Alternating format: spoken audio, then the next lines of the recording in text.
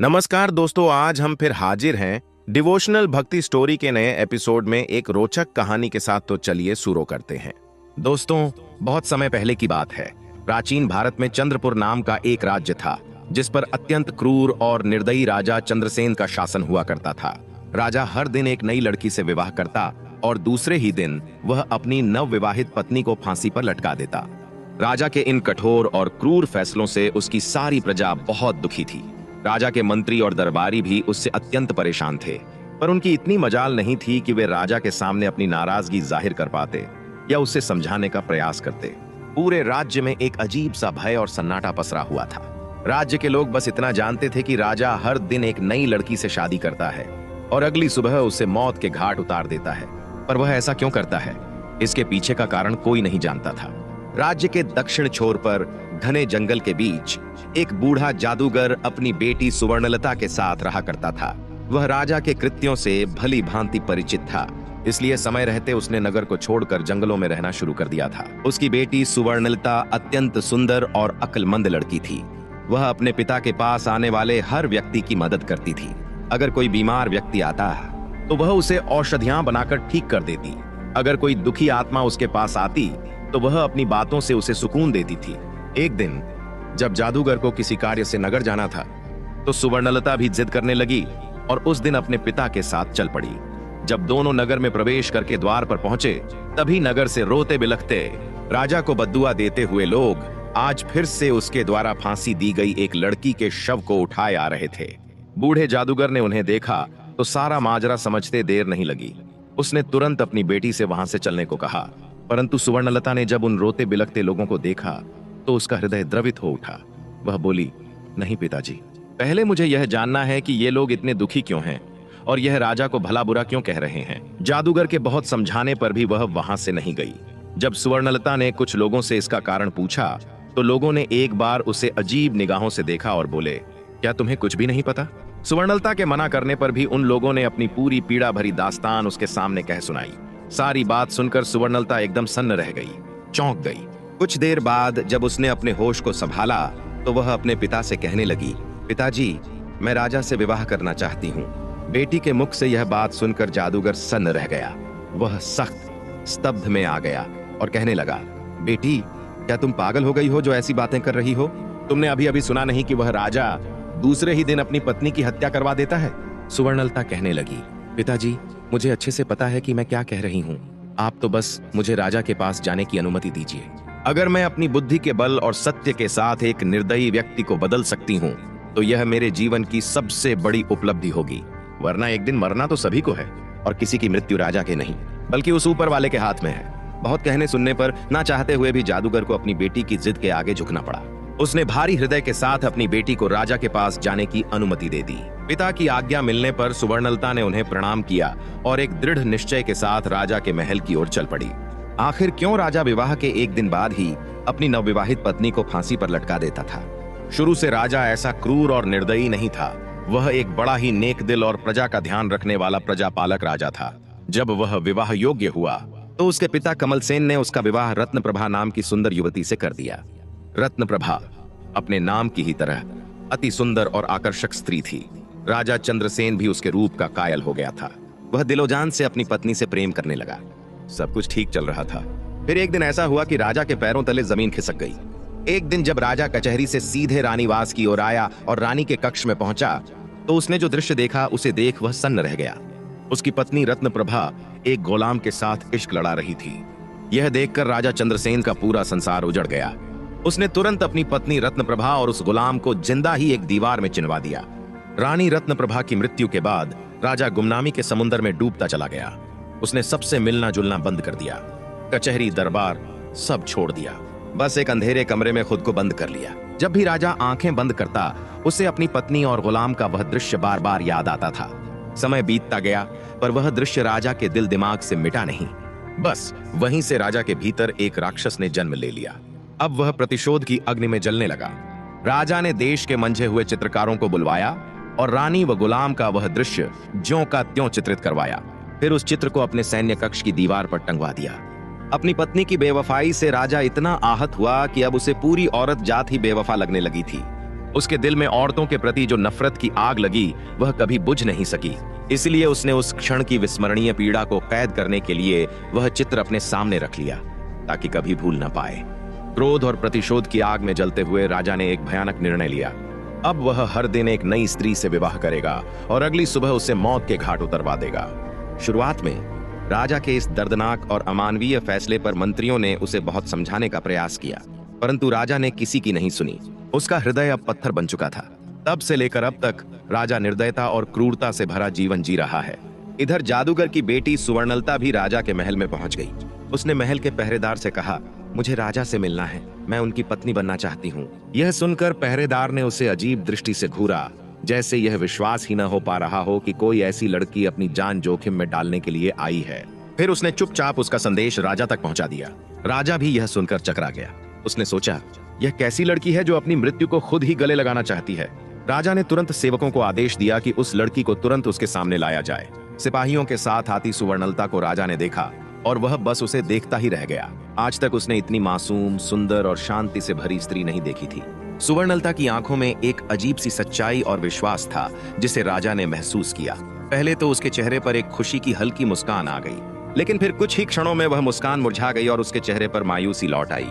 राजा ने बड़ी गंभीरता से सुवर्णलता से पूछा, क्या सोचकर तुम यहाँ आई हो? क्या तुम्हें पता नहीं है कि मुझसे विवाह करना यानी मृत्यु को गले लगाना है? सुवर्णलता निश्चल और दृढ़ नायक की तरह बिना किसी संकोच के राजा की आंखों में आंखें डालकर बोली, हे राजन, मुझे आपके बारे में सब कुछ मालूम है। मैंने सब कुछ जानकर ही आपसे शादी करने का निश्चय किया है। राजा हैरान होते हुए कहने लगा, ठीक है, अगर तुम सब जानती हो और तुम्हारा यही फैसला है तो मुझे कोई ऐतराज नहीं है। शादी की तैयारी करो, हम कल ही तुमसे विवाह करेंगे। राजा और जादूगर की बेटी सुवर्णलता का विवाह हो गया। अब सुवर्णलता जादूगर की बेटी, रानी और राजा की पत्नी बन चुकी थी। रात को सुवर्णलता ने 16 श्रृंगार किए और सुहाग की सेज पर बैठकर राजा का इंतजार किया। उसकी आंखों में एक अद्भुत विश्वास था, मानो उसने अपने जीवन की सबसे बड़ी चुनौती का सामना किया हो और अब वह अपने नायक के सामने थी। जब राजा चंद्रसेन ने कमरे में आया और दुल्हन के रूप में सजी हुई सुवर्णलता को देखा तो वह उसकी खूबसूरती का कायल हो गया। लेकिन तभी उसका ध्यान दीवार पर लगी अपनी मृत पत्नी की तस्वीर की ओर चला गया। उसकी आंखों में एक दर्द और गुस्सा जाग उठा। उस तस्वीर ने राजा की सारी यादें ताजा कर दी और उसकी आंखों में औरतों की बेवफाई की आग फिर से जल उठी। लेकिन राजा के दिल के एक कोने में सुवर्णलता के साहस, उसकी सादगी और उसकी खूबसूरती को देखकर एक अलग ही जगह या शायद कहीं इज्जत बन गई थी। राजा ने गुस्से में कहा, तुमने यह बेवकूफी वाली हरकत क्यों की, यह जानते हुए भी कि कल सुबह तुम्हें हम कत्ल करवा देंगे, ना कि विवाहिता रानी। तुम्हें क्या हो गया है? सुवर्णलता बड़े ही शिष्टाचार और आदर के साथ अपनी आंखों में बिना डर और बिना झिझक के राजा की आंखों में देखती हुई बोली, मेरे स्वामी, यह फैसला तो उस ऊपर वाले ने किया है और उसका फैसला मुझे हर हाल में मंजूर है। राजा कहने लगा, सुबह तुम्हारे साथ क्या होगा यह जानते हुए भी? रानी सुवर्णलता बोली, महाराज, मैं अच्छी तरह से जानती हूं कि सुबह होते ही मुझे आप मरवा देंगे, लेकिन उससे पहले मेरे पास आज की पूरी रात है और मोहब्बत की खुशी को लंबाई से नापा नहीं जा सकता, बल्कि उसकी गहराई देखी जाती है। राजा कहने लगा, तुम्हारी इन दिलफरेब बातों का मेरे ऊपर कोई असर नहीं पड़ने वाला। रानी सुवर्णलता बड़े ही प्रेम और मर्यादा के साथ कहने लगी, हे स्वामी, मैं एक रात के लिए ही सही, पर आपकी पत्नी तो हूं, इस नाते इस रात पर मेरा पूरा हक है। सुबह जो आपको करना है आप कर लीजिए। बोली, महाराज, पर अभी के लिए अपने इस गुस्से को त्याग दीजिए, कीजिए और थोड़े शांत हो जाइए। रानी सुवर्णलता की बात सुनकर राजा का क्रोध ठंडा पड़ जाता है और वह आराम से कमरे में रखी एक कुर्सी पर जाकर बैठ जाता है। रानी सुवर्णलता कहने लगी, महाराज, आज की रात आपका दिल बहलाने के लिए मैं आपको क्या सुनाऊं? कोई किस्सा सुनाऊं? कोई शेर सुनाऊं? क्या शायरी सुनाऊं? या फिर कोई गाना सुनाऊं? राजा कहने लगा, तुम मेरी एक रात की पत्नी हो और इस रात पर तुम्हारा पूरा हक है। चलो, तुम कोई किस्सा सुना दो। रानी बड़े अदब से राजा को महाराज एक किस्सा सुनाना शुरू कर देती है। एक व्यापारी था, उसकी बीवी, एक जवान बेटी और 2 छोटे बेटे थे। बेटी जवान होने के कारण व्यापारी को दिन रात उसके विवाह की चिंता खाई जाती थी। वह पैसे जोड़कर अपनी बेटी का विवाह धूमधाम से करना चाहता था। एक बार उसे व्यापार के लिए परदेश जाना था। सफर लंबा था, इसलिए वह अपने घर वालों से कुछ दिनों में आने के लिए कहकर वहां से चला जाता है। जाते हुए उसकी बेटी उसे खजूर देती है और कहती है, बाबा, सफर लंबा है, भूख लगे तो रास्ते में इस खजूर को खा लेना। दिया हुआ खजूर लेकर व्यापारी परदेश के लिए निकल पड़ता है।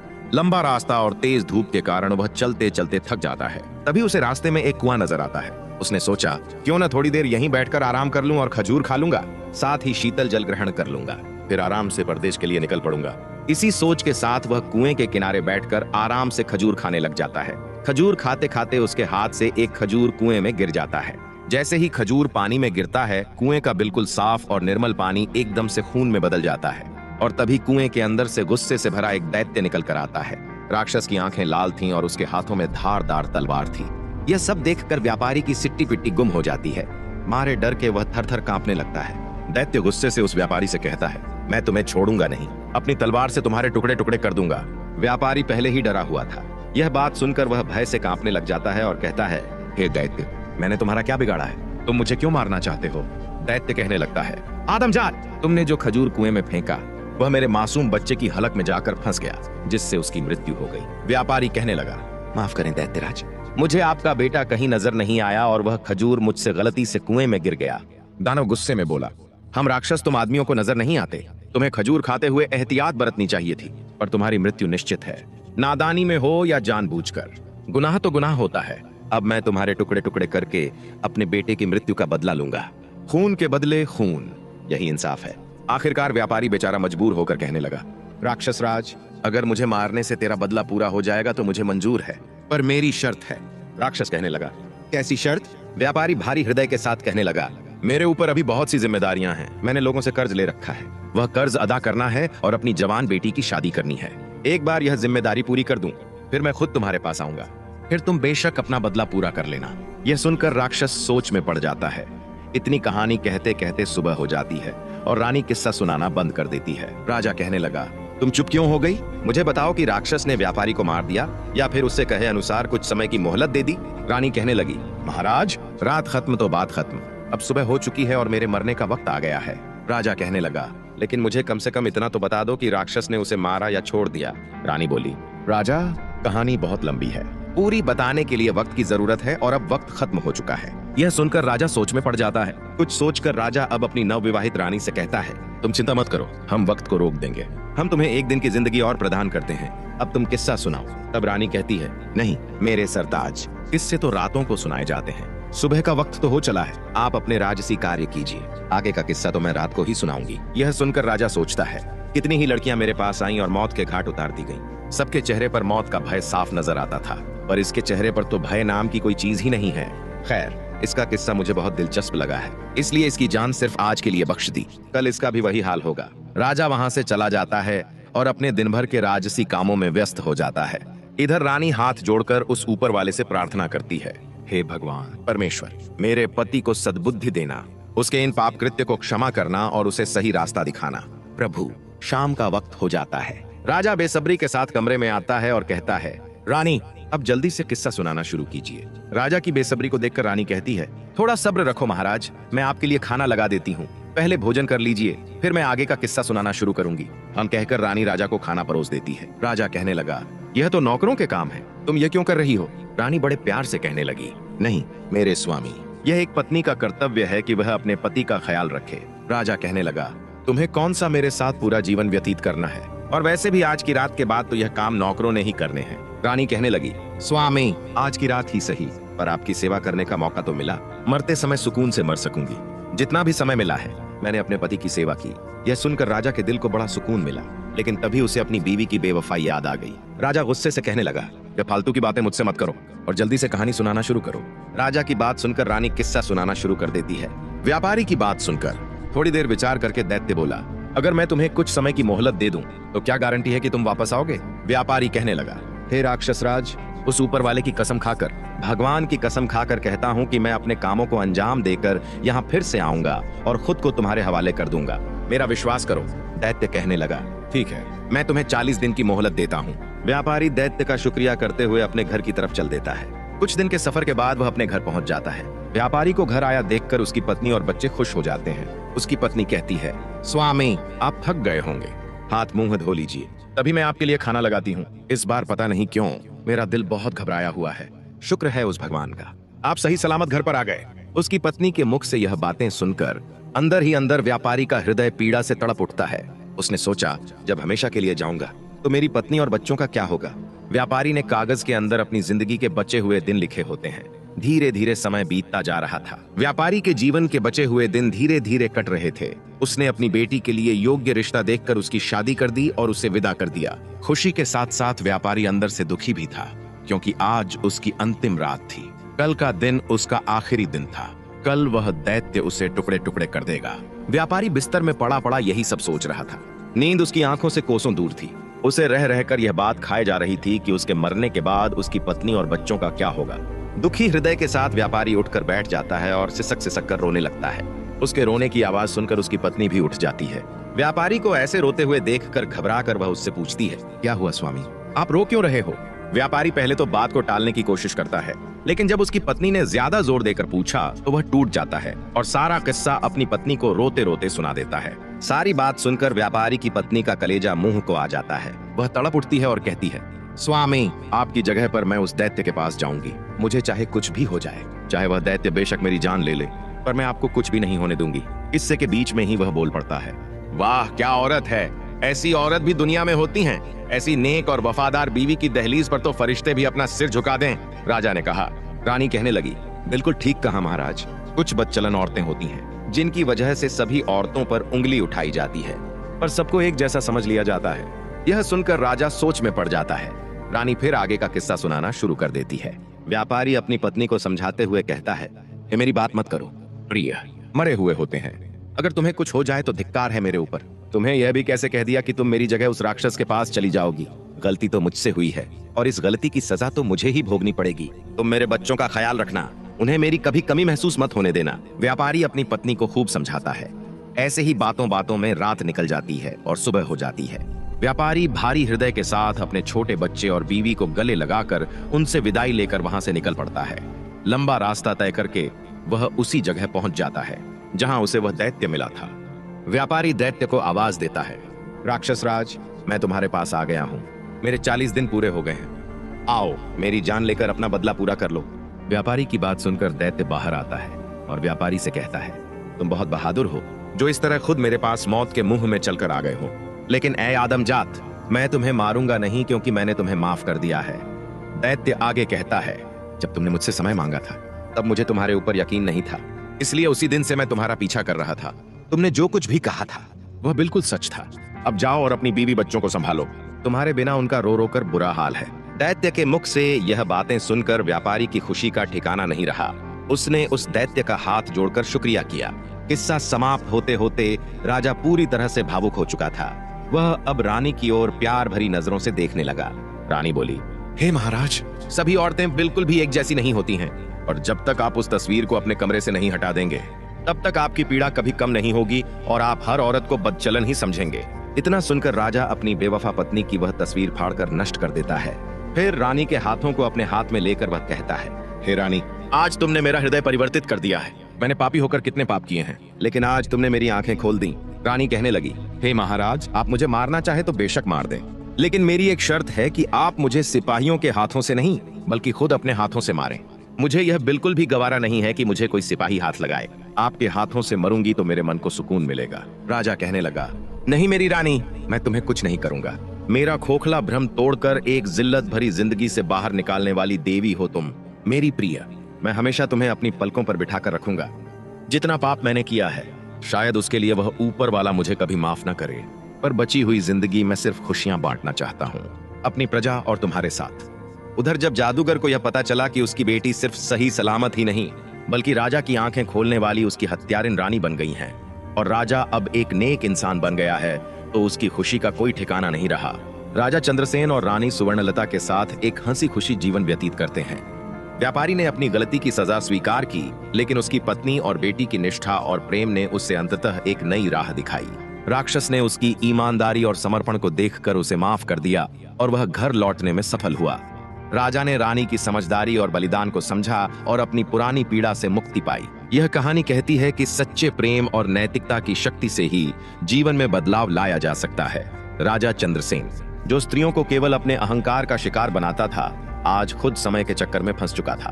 रानी सुवर्णलता की बुद्धिमत्ता और साहस ने न केवल उसकी क्रूरता का अंत किया बल्कि पूरे राज्य को एक नया मार्ग दिखाया। दोस्तों, यह कहानी केवल राजा और रानी की नहीं बल्कि उस सत्य की भी है जो हमें यह सिखाती है कि अहंकार और अन्याय अधिक समय तक नहीं टिकते। जो दूसरों के साथ छल करता है उसे एक दिन स्वयं अपने छल के जाल में फंसना पड़ता है। दोस्तों, मुझे उम्मीद है कि इस कहानी से आपको कुछ सीखने को मिला होगा। अगर वीडियो अच्छी लगी हो तो वीडियो को लाइक और कमेंट में जय माता दी अवश्य लिखें। हम आपसे मिलते हैं किसी और नई वीडियो में। तब तक के लिए अपना ख्याल रखना। जय माता दी।